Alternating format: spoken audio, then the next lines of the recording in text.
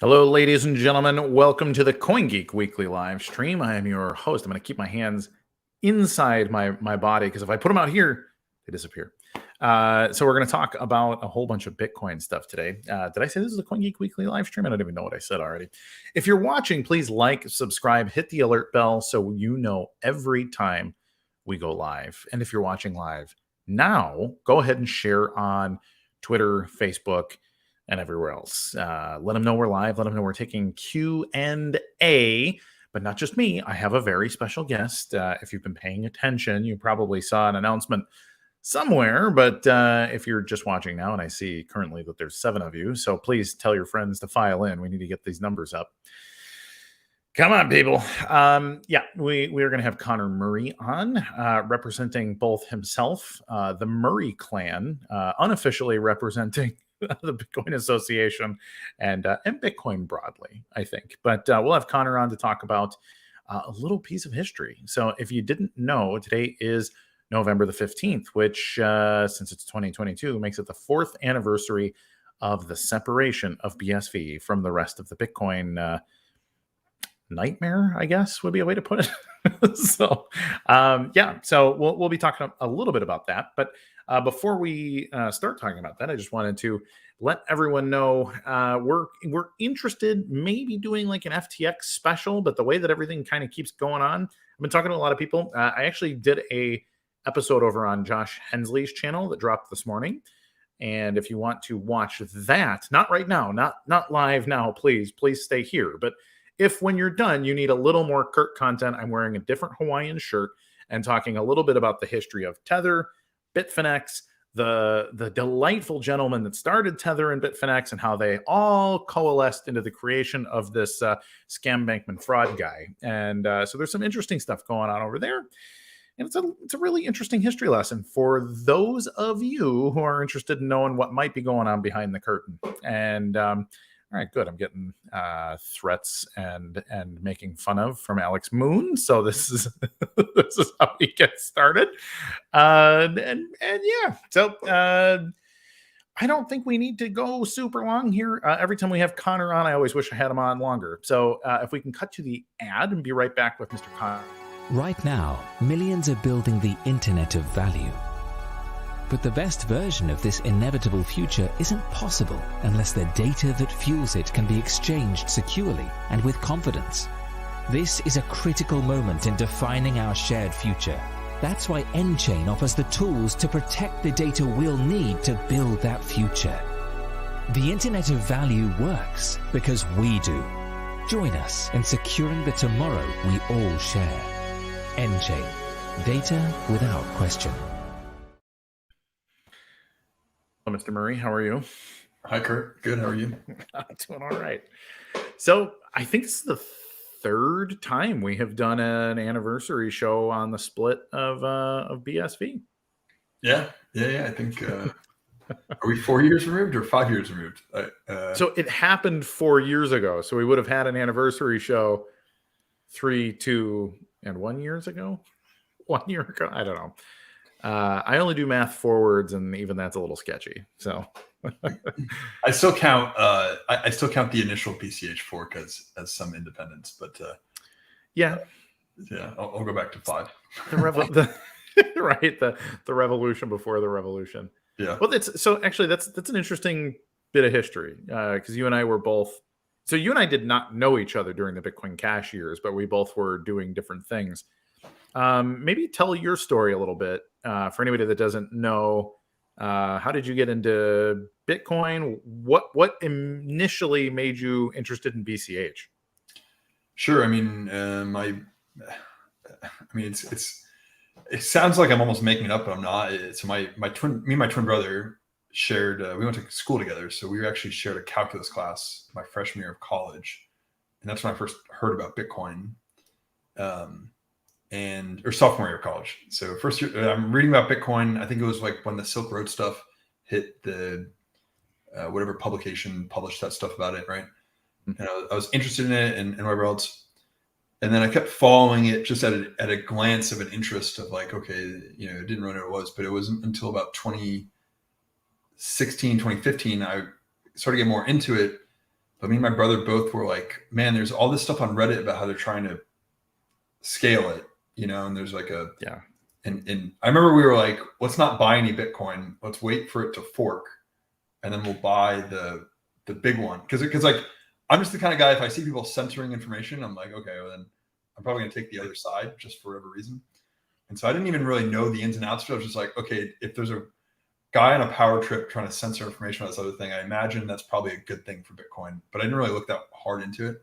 Then I ended up like kind of forgetting about it, not really worrying about it. And it wasn't until 2017, I just, someone told me about Ethereum. So I looked into that. And then I became pretty well aware that year that there was going to be a fork of Bitcoin. And honestly, just day one of the fork, I bought some Bitcoin Cash, and then the rabbit hole went from there. So nice.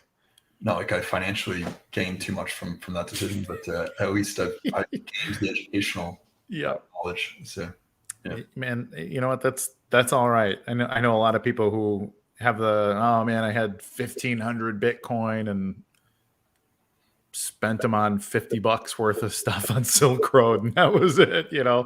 So there's a lot of those people out there. So I remember distinctly. So I was mostly on Facebook at the time. I wasn't a big Twitter guy, but I ran a couple of really big Facebook groups. I was involved in the Crypto Traders Pro group as a fundamental analyst. I was a longtime big blocker, but I was a little bit just keep a step back. I didn't want. It wasn't a political era for me. I was a big blocker, but it was I was into crypto generally and didn't have an extremely strong opinion at the time. But during the Bitcoin Cash era, that's when I got really interested and realized, Bitcoin could do everything that everything else could do. So that was a eureka sort of year for me in 2017 and into 18.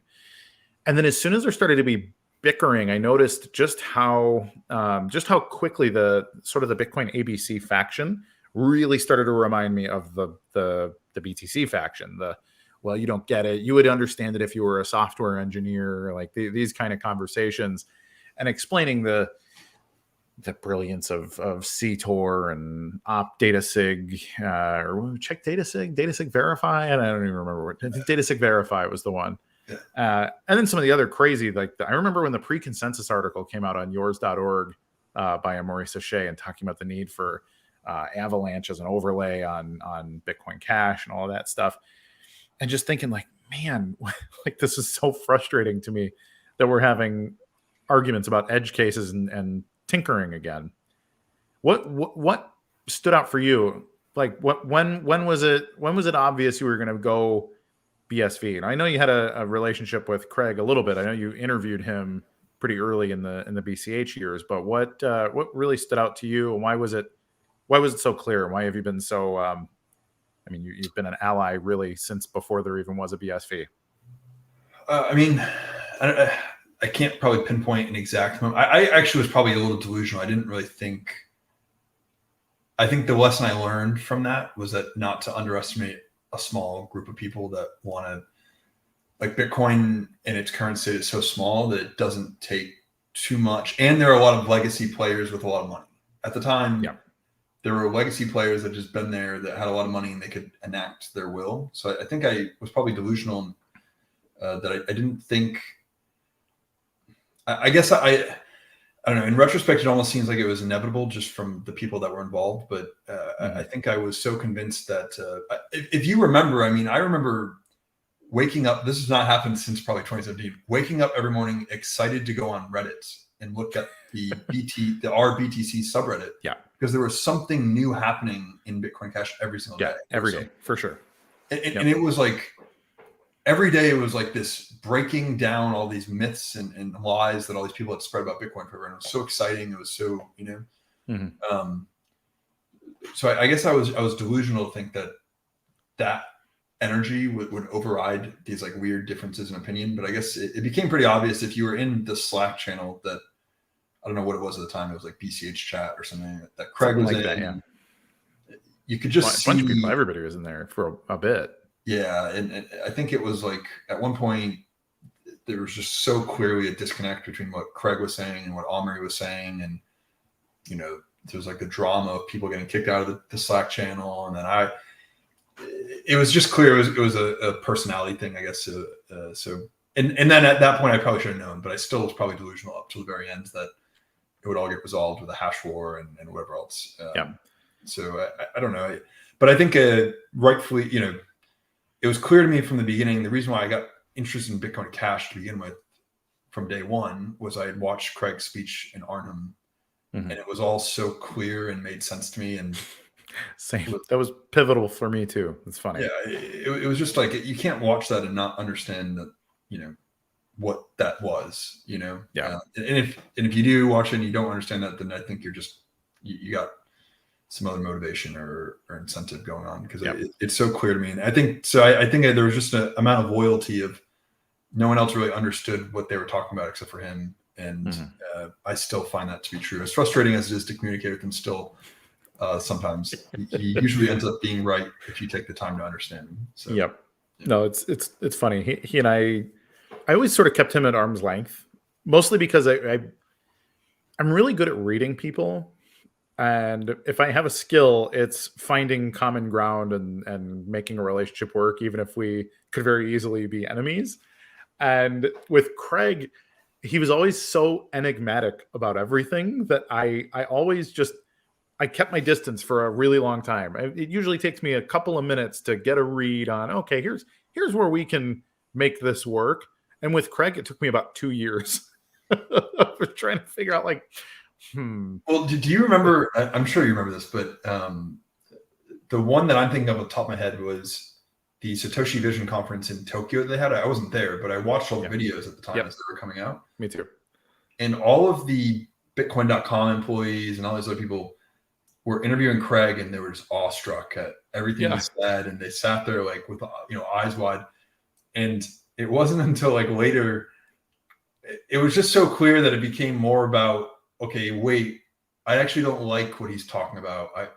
I thought Bitcoin is about this, not that. And it's just so funny to go back and watch like the same people that were learning a lot from Craig, but then once they learned enough about what he actually wanted, it was like, okay, let's figure out how to oppose this guy. That's how I remember it. But I'm sure. No, it's true. It's really funny. You watch guys like Peter Risen, and some of these guys will come up and they're having these conversations about the things that essentially they learned from Craig, or at least these ideas that went hand in hand. And I think it's really interesting too. I actually went and looked at the Bitcoin Unlimited website probably a month ago, because I just kind of wanted to see like what's going on at Bitcoin Unlimited. Like, do they even still exist, right? And they had a new and updated website and things, and they still sort of had this. Just reading through it, it was like, yeah, I still back this conceptually. It was this whole thing. It could have been something that I wrote, frankly. Here's what Bitcoin's always been capable of, and all these things, and unbounded block sizes, and commerce for the world. And it's funny. There's even a couple people because they sort of have a democratic election membership structure thing. So I know a couple people that are Bitcoin Unlimited members to this day, and some of them are BSV people even. And so just looking back now, I'm thinking, what sort of brain trust exists over there, and what would it be like if they were still working with us, if they had a BSV implementation that they were working on, or some of these kind of things. And if we could get past those political sticking points and that kind of thing, it's just, I've told the story before, but it was when we were in London, the minute BSV actually did announce that it was going to be a separate chain or whatever else. And I remember being very slightly depressed about it, because I was like, man, here we go again. I have to now explain to all these people that I've talked to about Bitcoin Cash, right. But I do remember what made me optimistic was that night there was a group of people at a bar, and it was Ryan Charles, honestly, that was like pretty militantly expressing this viewpoint that made me feel good, which was like, man, we all don't disagree anymore. We all agree on something, that we don't want to change Bitcoin. We don't, it's good as it is. We can solve all these problems on top of Bitcoin. We don't have to mess with the actual protocol anymore or anything like that. And I think that probably is what I learned is pretty easy when you talk to someone. It's easy to spot when they some people literally just want to save Bitcoin, or they want to leave their mark on it or whatever else, which is a tempting thing if you're trying to like solve problems. But I think that was the uniting thing that is the reason why BSV hasn't forked since then. I think everyone just agreed finally to like, let's just build on top of this, not try and muck around with it, and it's good enough for what we need it to do. Right. Sure. Yep. So to that, let's as we go forward, basically November 2018 now, which just sounds like forever ago when when you say it. So we had this split, and the split was not expected on our side. We had 6 weeks or so where SV Node was mining Bitcoin Cash blocks, and there was a good couple of weeks where CoinGeek was the biggest miner on the network, like to the tune of like 70 or 80% for a little while. For weeks. Yeah. And it was I think all of us were like, okay, great. So SV Node will become the reference client, and we'll move forward, and this is a good thing. And then all of a sudden, the split happened, and I think everybody was very surprised. You and I were both on a mix of streams. Bitcoin.com had a stream going. There was the Keyport TV stream. There was a whole bunch of other. There was a bunch of things, but I remember you and I both bouncing around on different people's live streams, watching it, and the Bitcoin.com people were at the Bitcoin.com headquarters in Japan, if I recall, and they were having like a celebration about the fact that we had split, while the rest of us were trying to figure out like, hey, what the heck happened? Why isn't the proof of work reorging one side or the other, and why isn't somebody being orphaned? So do you remember where you were specifically when the split happened? Gosh, I mean, I was in my apartment, because I remember when I watched the videos, clearly in my apartment, but I don't remember exactly why I was there, but I guess that was a couple weeks before CoinGeek Week or something, right? So I was in my apartment, I guess, probably not happy. Yeah, the same thing. I remember it was just so deflating. It was just, it was weird to have one side so like happy that there were two chains, and the other side was clearly like depressed that there was two chains.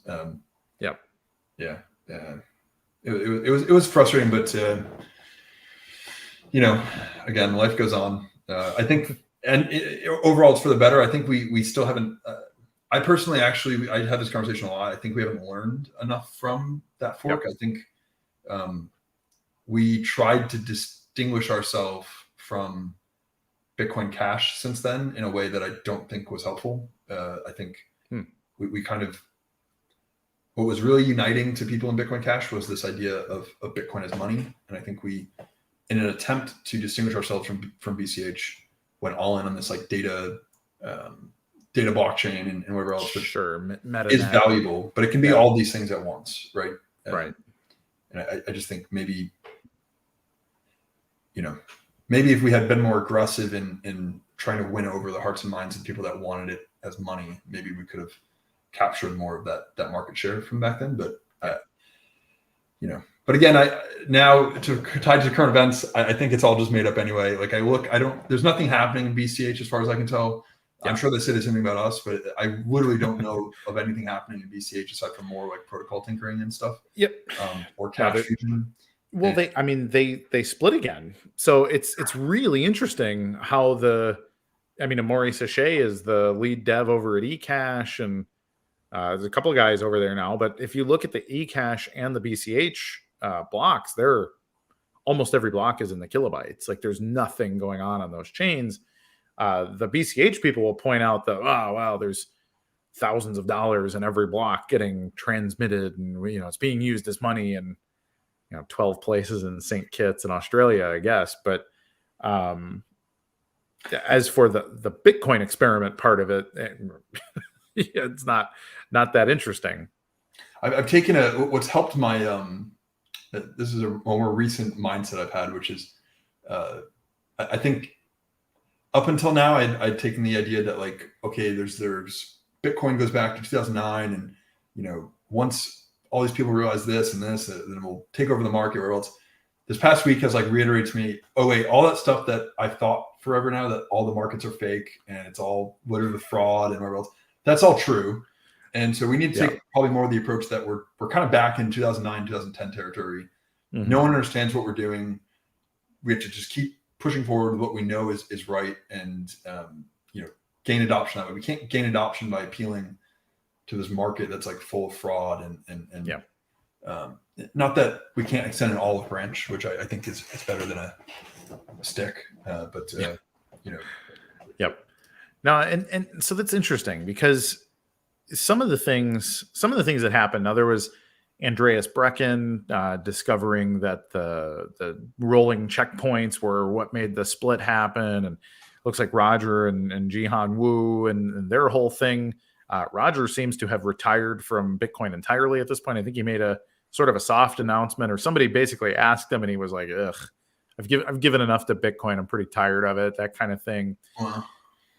And so, what actually makes me sad. That makes me sad to hear that. So.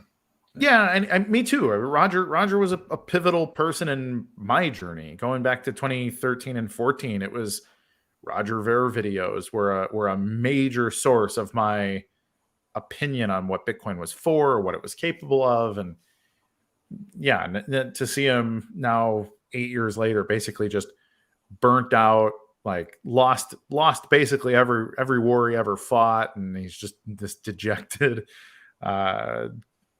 person who I think always had good intentions, despite how a lot of it played out with him being the villain. I think he did have good intentions throughout at least most of it. And I don't know, like it's interesting to look back on it and say, what if? I actually wrote an article that came out today in CoinGeek where I said that, like, what if we had Antpool and Via BTC and some of these people mining crypto fights and certa hash transactions, and what if we could have a jam session with the guys from Bitcoin ABC and Bitcoin Unlimited and Bitcoin Verde and all these things that left with Bitcoin Cash, and have them working with all the various people in the BSV community. Like what would be the net difference if we all did have the humility to say, hey, you know what? Okay, let's bury the hatchet and try again. And I'm curious what you think of that conceptually. I mean, it's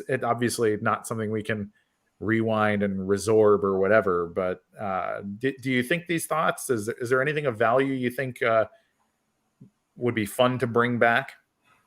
I think the protocol developers, I mean, there's just such a different opinion that I don't know if we would need to, I don't know if that would be productive. I think I think a what if that I wish we had was we had more power players, like people that want to build stuff, people that want to invest money into stuff, people that want to mine. I mean, I think having more competition is the only way we can grow. And right now there's just zero competition in our ecosystem. There are people trying very hard to push it forward and doing that in a way that they don't have to because no one's competing with them. But they're doing that just because they know it has to get done. But you can't really beat economic forces, right? So, look, we say this all the time, but I mean, Roger Ver might have different opinions on government law, whatever else. But Bitcoin doesn't care whether whether you have those opinions or not. You just can't use Bitcoin to change the law or anything like that. You know what I mean? And so, there's no reason why I wouldn't welcome Roger Ver back into Bitcoin SV as long as he just didn't try to change the protocol or anything like that, right? And I think that is the, I don't know. I don't know if I don't know.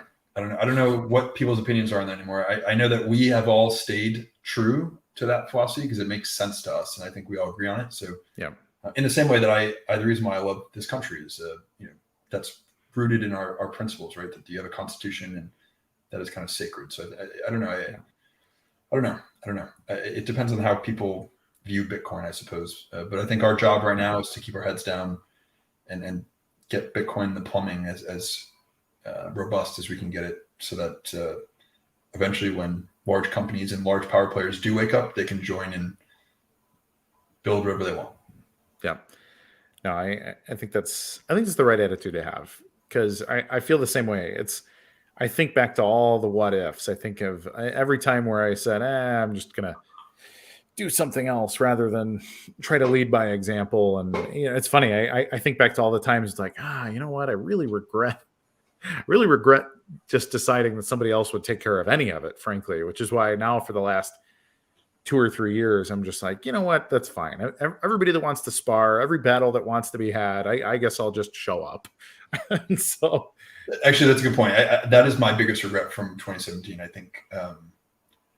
think too many of us that had sense in our brains stayed quiet, because it's a shit job to get into the mud in this ecosystem. And that's why I've said this to you 5,000 times, but I greatly appreciate what you do every week. And I just, it's not fun to like put yourself out there on Twitter and Reddit and all that kind of stuff with the way the ecosystem is. So I wish more of us had been more vocal in 2017. I mean, the SV node developers, no one even like gave them the time of day until like, I remember I did like one interview with them and everyone was like, wow, these changes make a lot of sense, but no one tried to understand what they had to say. No one, right. There was enough of us that made sense, but there was no one wanting to like publicly own it, you know? Yeah.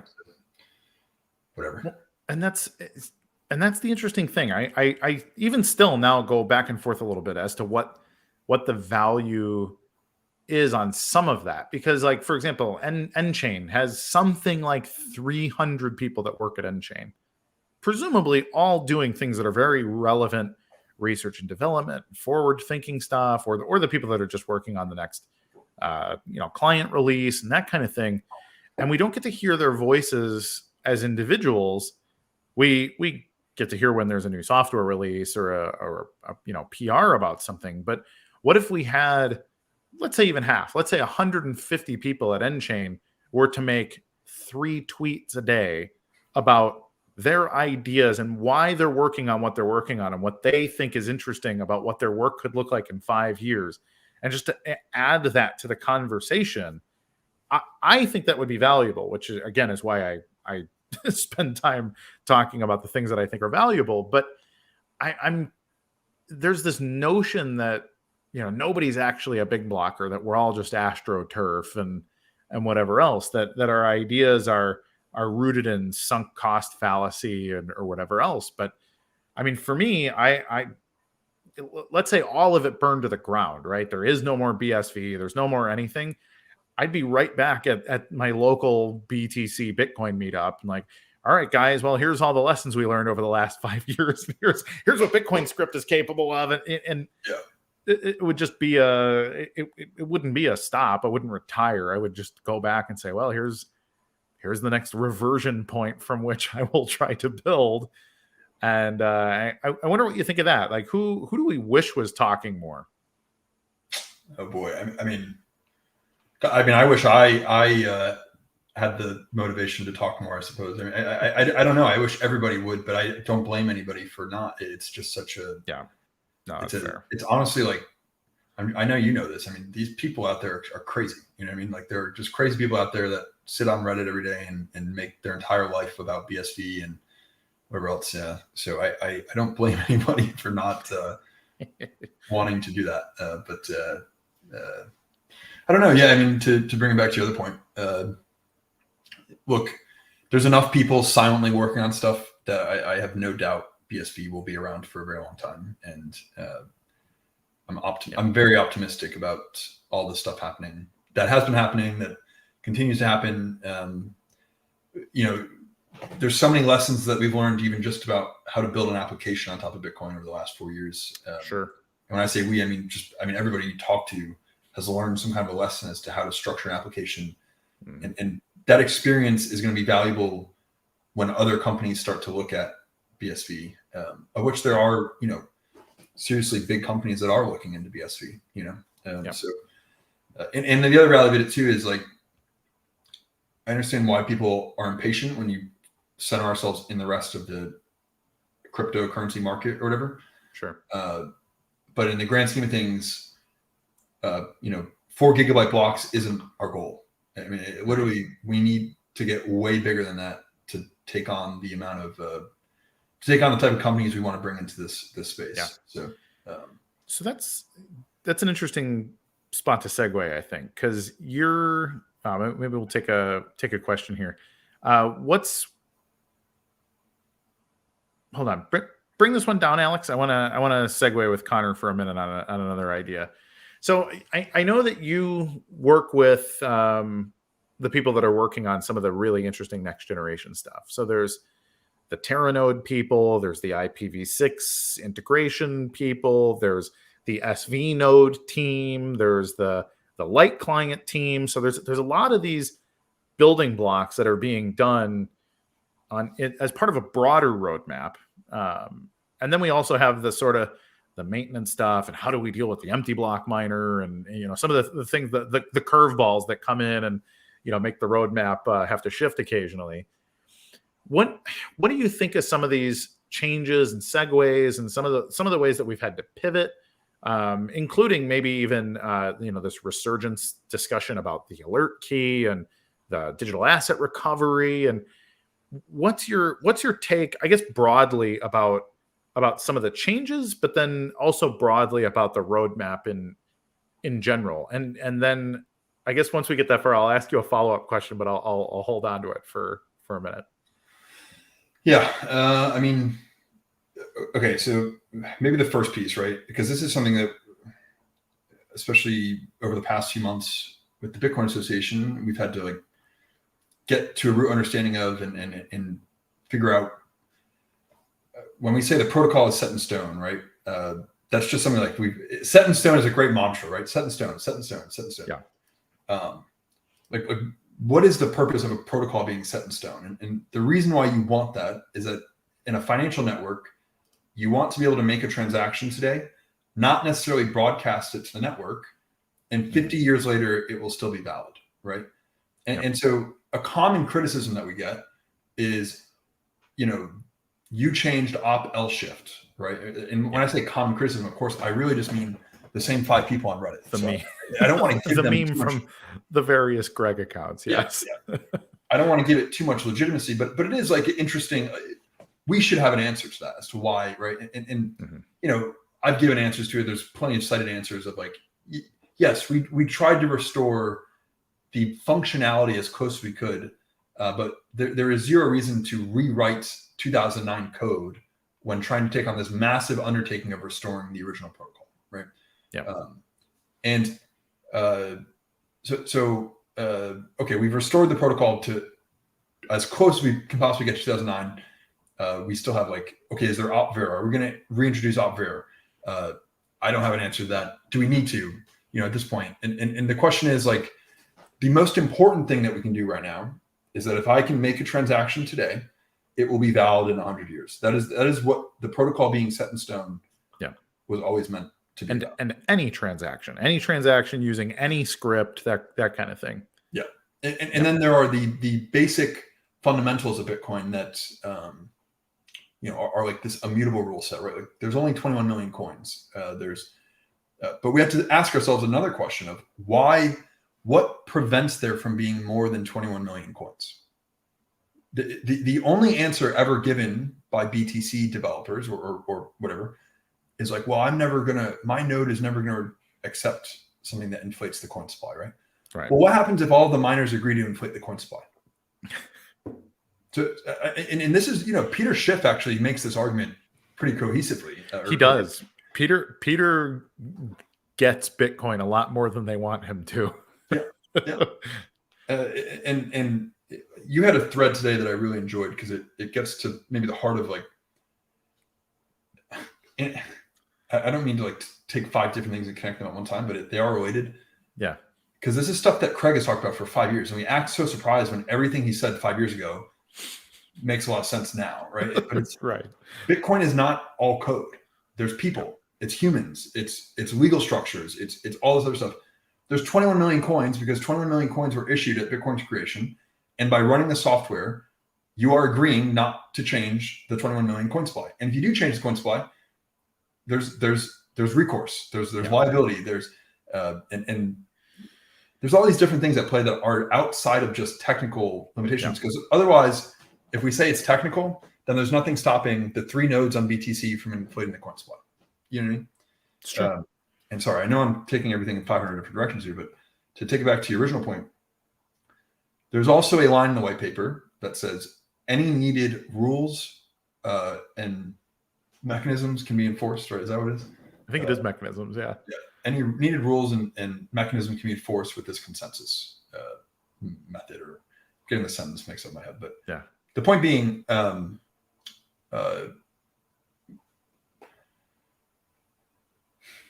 there aren't changes that are happening. There's just the implementation of what we had originally. And if you go back and look at Satoshi's announcement of the alert key, this is the cool thing to look back. Look at when Satoshi announced the alert key in 2010. Yep. You read every response. Is the exact same responses we see today by the same types of people that say, it's in some cases probably the same people. Some of them still are, yeah. And the reason why I'm saying all this is like, look, we as BSV sit with 1/100th of the hash rate that sits on the BTC chain, the BCH chain. There are security, we have security risks by sitting out here. We're a financial network. There can be attackers. The Bitcoin white paper explains what to do with attackers. It explains how to handle all this stuff, right? The alert key was set up to handle attackers. It was set up to handle bugs in the code. It was set up to do all this stuff. These are all pieces that they were talked about at the beginning. They were explained when Craig returned to Bitcoin.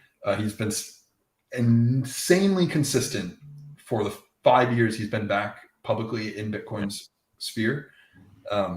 None of this is new or surprising, and yet every time something comes out that implements something, re-implements something that was originally there, or implement something that Craig has talked about for 5 years very consistently, we all act like shocked Pikachu. You know what I mean? Again, I know I took this 500 directions, but it's just something I think we need to get out there more and explain to people, because I'm not criticizing people for not understanding some of these things, right? But we also can't just emotionally react every time something happens that we don't like, or we think we don't like. And maybe if we think about it a little further, it might make more sense. So anyway, that's actually precisely the answer I was looking for. Well, because and here's why. It's not a yes or no question. Only crazy people want there to be a binary answer to all of these things, and to have to say, okay, let's take a couple steps back. And I think this is what I explained in my thread too, is the imperfection of Bitcoin is part of its perfection, just like anything else. The same as the imperfection in a free market economy. And free market economies really piss off communists, because communists have the exact same desire to pre-plan all outcomes. They want to say, okay, every single edge case has been accounted for by the brilliant people. and now all the plebeians can be as happy and healthy and wealthy as they can possibly be inside of this box we've created.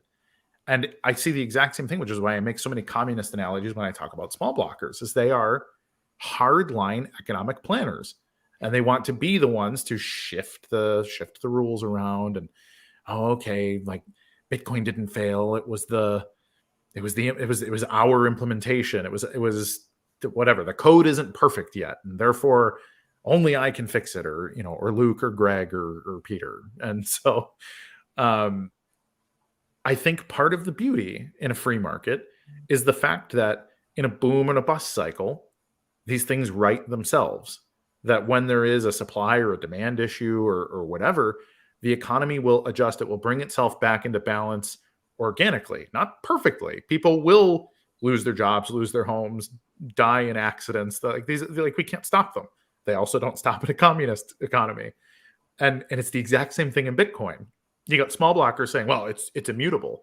And then I mentioned, well, what about in 2010 when there was the rollback and the inflation? And then what about in 2013 when the bug split the chain and Peter Will had to call the biggest miner and say, hey, roll back and switch your implementation, and they orphaned half a day's blocks. And well, that was a different and it's no, that was a giant human mistake, and maybe it's okay. I'm the one arguing that maybe it's okay. You're the one saying that it didn't happen. Right. So yeah, look, exactly what you just said. Who would argue that we should let an inflation bug happen because code is law, there. bro. Code's there. It's decentralized. We're all running it, right? I mean,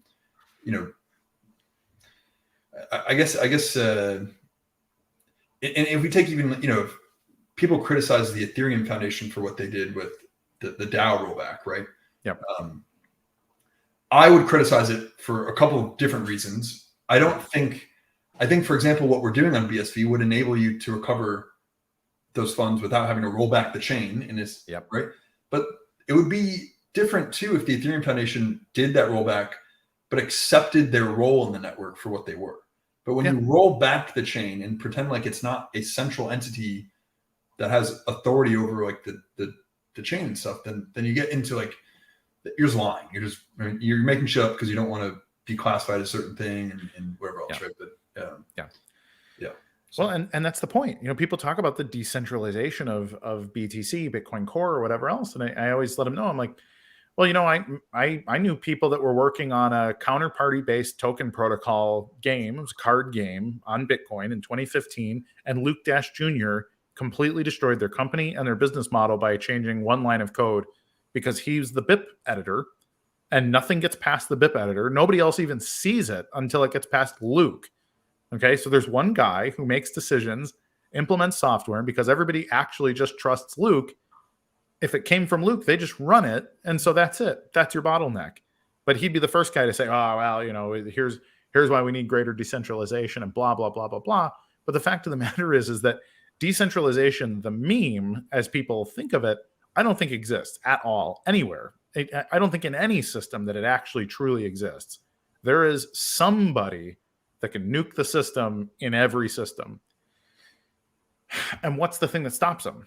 It's the social construct. It's the nature of maybe even like not so much a unilateral contract, or maybe it's like an implied social contract and some of these other things. Like human interaction is a major aspect of defining any of this stuff. Like, what is a protocol? What is the law? The law is just a summation of the opinions of the majority of the people over time, plus or minus some lag in the ability to codify or cultural shift. But and one final piece, I guess, that kind of ties a lot together of and I'm thinking probably in the current context of what people are up in arms about, but again, the reason why everything centers around Craig, look at Craig's LLM that he wrote before Bitcoin was released. He talks about liability in financial networks, liability and all these things. And guess what? There is liability on the part of Satoshi Nakamoto. When Satoshi Nakamoto implemented, he releases Bitcoins and then he made changes and he made every node change, right? And he fixed the inflation bug. There's liability involved in those moves that he made. Everything. Yep. And there's liability in every developer that is impacting a financial network and my point being, you may not, a lot of people just are like, well, courts suck and courts are inefficient and blah, blah, blah. But it's what we have. And it's when Bitcoin was created, it was created under the context of these frameworks, right? Mm-hmm. And that's okay. And I honestly am not like trying to get into arguments about the legitimacy of courts and legal frameworks and whatever else. I just want to build Bitcoin, and I want to get Bitcoin as big as it possibly can be and do as much as possible can do. And I think that's probably the biggest difference of like, when Craig created this thing, he annoyingly enough understood all of this to a very great degree. And no one wants to listen to him. No one wants to understand what he's saying. And I admit it's very frustrating trying to get to the bottom of what he's saying sometimes. But usually you are rewarded for persevering through that and not trying to play gotcha with him. Yeah. No, I agree. It's been my experience too. And it's interesting because despite all the stuff with Craig, I think going back to sort of the era of the BSV Hash War, there was an incredible amount of openness from SV advocates for my questions, right? So, I didn't know what I didn't know. I still don't know what I don't know. But when I would ask anybody on the ABC side, I would consistently get dismissive responses, critical responses, the irritation at the fact that I was asking. Like, if you asked a question that questioned them, it was, oh, you're just one of those Craig people. So at the time, I was like, I don't even know Craig. I mean, I know who he is, but come on, like I'm just asking you an implementation question or something. But on the SV side, I found even guys like Daniel Connolly and Steve Shatters, and I had Shatters on my old podcast back in that era, and he was very happy to come on and talk and explain some of these things out. And I just thought it was fascinating how open for conversation the SV people were, and how absolutely closed for discussion the ABC people were, which again was just a reflection of the exact same thing with the BTC people. If it was, well, hey guys, is SegWit a bad idea because of X, Y, and Z? And it was, ban them, get them out. Look, we're not having that conversation. I'm like, well, hold on. And so I think even consistently, I think that's funny, because the couple of people that I do know today who work at nChain, and I do know some people that work on Craig's R&D team and some of this stuff, and I ask them, what's it like working with Craig? Is it as scary to work with Craig that his critics might think that it would be? And they all said, well, yeah, I mean, he's fiery, but we also have a policy here that is, there's no question you can't ask. There's no limits to the buttons you can push. Like, this is research and development. Go do something crazy. If it doesn't work, it doesn't work. But that's the point. That's why we're here. And I think it's really funny that there is this cultivating culture there of let your mind go, do the thing, like just go fast and break it. If it breaks, is what it is. And so all that to say, I really truly find the memes completely backward. And like you said, Craig's frustrating. I've even had to have some argumentative conversations with Craig, and I'm like, dude, don't you realize I'm at the very least an ally? Like, we might not be bosom buddies here, but come on, man. And so, and then it always, it works out. Like, we're on good terms. We don't have a problem burying the hatchet between us either. But it's curious, because I think there's so much just brutal toxicity on the BTC and BCH sides to this day. I think it persists to today and creates this gigantic toxic environment across Bitcoin, if we call it the Bitcoin basket or the Bitcoin family or whatever. But I don't know. So my follow-up question that I was going to ask you after your answer, which your answer was great, but I'd be curious, Connor, if you had the magic wand, if you had the back door and the everything, if Connor Murray could type on a magic typewriter to make reality look the way that you wanted it to look, what would you do with it? You have 24 hours. Where are you going with it, Connor? With Bitcoin specifically, or I mean, we can start with Bitcoin, but I mean, go ahead and make yourself even taller, or whatever else you have on your mind. Gosh, I don't know. I think with Bitcoin specifically, I think if I could wave a magic wand, it would be that. I think what frustrates me in conversation is that it's probably actually extended outside of Bitcoin too. This is like all of life nowadays, but there's no common shared set of facts. So what is very frustrating dealing in the Bitcoin world is we can't even agree on what a node is. And so there's no way to have a dialogue when you can't agree on 2 + 2, Mm-hmm. And so I think that ties our hands behind our back, because we're trying to fit into this ecosystem that doesn't see green for green with us. It doesn't agree on basic fundamentals, right? Mm-hmm. And so I guess if I could wave a magic wand, it would be that we wouldn't have to, that those things were already self-evident and the mainstream consensus agreed with our basic set of facts. But since I don't have a magic wand, I do think the way we solve that is by being more, maybe getting back to what we had said originally. I think there needs to be more leadership and our sense of like, we're right. We are right about this. Like, I know that we're right about this. It's so, we're not right about this because we have some religious fervor about it. We're right about it because it's like the scientific method has shown we are right about how Bitcoin operates. We are, this isn't, we're not saying a prayer hoping we're right. It's just so obvious that we are right about how Bitcoin works. And I think we need to do a better job of owning that and not trying to, and this is speaking with my own personal opinion, not any entity's opinion. I just think we need to be more forceful with how we present ourselves on a public stage.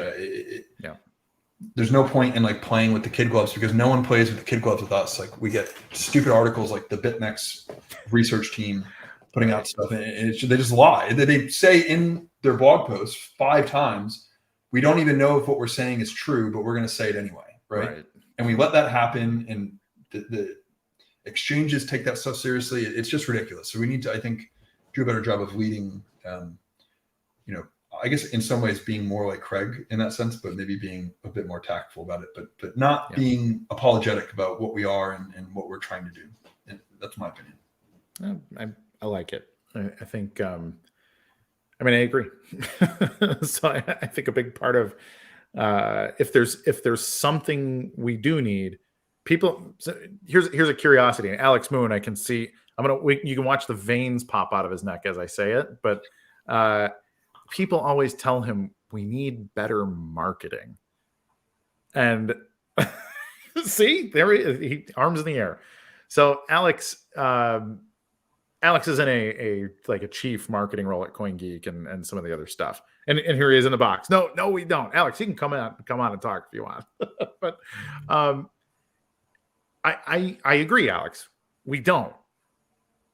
However, we need more people, like Connor said, that are willing to put the heavy gloves on or take them off and go bare knuckle here, because we do have obvious truths. We have scientific data. Here's a block I mined that has 2.5 million micropayments in it, and it propagated fine and it settled fine and all this stuff. And so we have data on our side. We have truly smart people on our side and various other things that we can point to. But we need people that are willing to put their reputation on the line and be a Winston Churchill type character, right?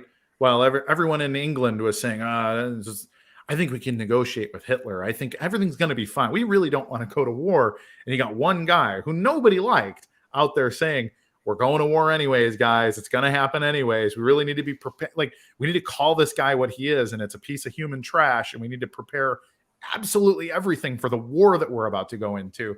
And nobody wanted to hear it. And I think we have a little bit of that. And it's not a marketing problem. It's a confidence problem. It is I don't know why I'm in Bitcoin problem. And I think to Alex's point that he's making here in the private chat, the businesses need better marketing. But I think truly in BSV, we need better businesses just doing business, period. Because if you're a shrewd businessman and you need a micropayment solution or a data integrity solution, and that's the thing that brought you to BSV, you shouldn't be afraid to walk into a place like Sequoia Capital, who just got burned for who knows how many billions on this whole FTX and Alameda situation. But you need somebody to walk in and say, look, you trusted the wrong person. You trusted a bunch of criminals and a bunch of scammers and people that are all correlated to the exact same rat's nest of nonsense. And if you're interested in blockchain technology at all, we're the only ones with a solution. Or at the very least, we're the only ones that have proven our solution can go to N. And nobody else is even close to it. So if you want to take the lumps on your whatever, you lost. You took a pretty big L trusting Sam Bankman-Fried here. But if you want to try one more time, here is all this very real data. Here is my business. Here's the opportunity, and everything else. And I think people need to not be scared. We have nothing to fear. It's not like our reputation could get worse, first of all, but the mainstream has decided that we're the bad guys. And so that's a pretty okay place to be. It's not like there's any extra reputational risk out there to say, hey, by the way, I'm a BSV guy. Like, if people don't like you, they already know they don't like you. Yeah. It also, though, we also can't be afraid to disassociate ourselves from when we are constantly comparing ourselves to an industry that just got taken down by like one guy committing blatant fraud. Like, yeah, there's no, and that's where I would agree. You know, in some ways, we don't need to market ourselves to that group of people. We just need to.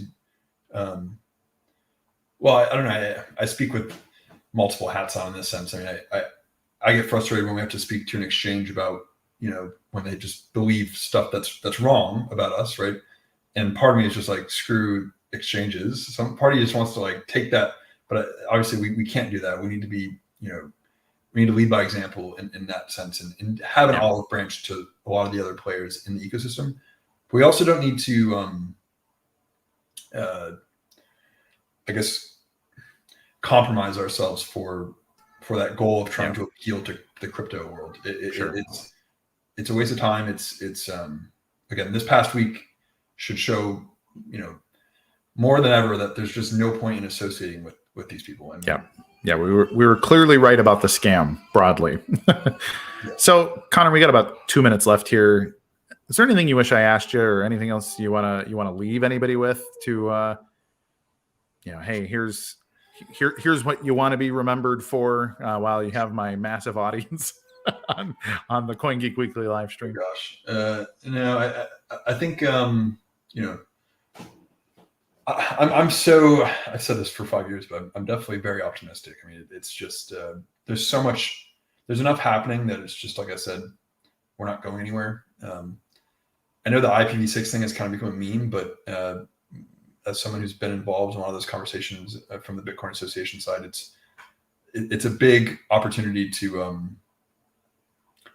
enable like this peer-to-peer secure internet world that we all want to build, and that excites, you know, really excites me.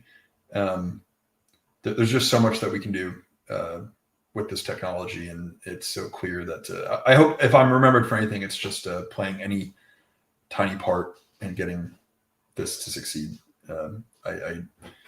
That's all I really care about. So, and that maybe has caused me enough heartache, but we're relatable. I think it's something important enough that it's worth dedicating enough of my time to. Yeah, well, brilliant, Connor. Always a pleasure. I think I'll be seeing you later this week. So yeah, let's hope so. Yeah, I'll hit you up. Yeah, sounds good. All right, talk soon. All right, thanks. Bye. All right, everybody. So I'm gonna have my closing thoughts here. And again, Connor is really good guy to know. He was a big influence on me. Actually, he's one of the reasons I'm here. Frankly, is him having a platform where Bitcoin could be discussed openly and the orthodoxy could be questioned. Was a thing that gave me a place to sit and think about why we could do better and what this technology is actually for. I'm getting new. I've all of my alert bells are going off right now, and I'm seeing that there was Russia has hit Poland with some kind of missile, and so hopefully everybody's. Hopefully this isn't my last broadcast for all kinds of reasons, but. Everyone, all of that is just a reminder of all the reasons why we need to focus on what really matters, and what really matters is, you know, friends, family, faith, and everything else. So I'm going to wrap it up by reminding everybody to truly be good to each other, but not as a meme or as some kind of self-serving, hey, I'm a nice guy. The fact of the matter is that if we're not going to be good to each other, then it's literally all of us that suffer. And 4 years on from the BSV Hash War, I don't know if that's a lesson we've learned yet. And I really hope we don't have to get slapped even harder on the wrist for all of us to realize that the real point is indeed to be good to each other. So everybody, I'm Kurt Wuckert Jr. I intend to be here every Tuesday at 2 p.m. Eastern time until further notice. So everybody, seriously, take care of each other. Be good to each other, and you know, Lord willing, I will see you next week. Goodbye. Right now, millions are building the internet of value. But the best version of this inevitable future isn't possible unless the data that fuels it can be exchanged securely and with confidence. This is a critical moment in defining our shared future. That's why nChain offers the tools to protect the data we'll need to build that future. The Internet of Value works because we do. Join us in securing the tomorrow we all share. nChain. Data without question.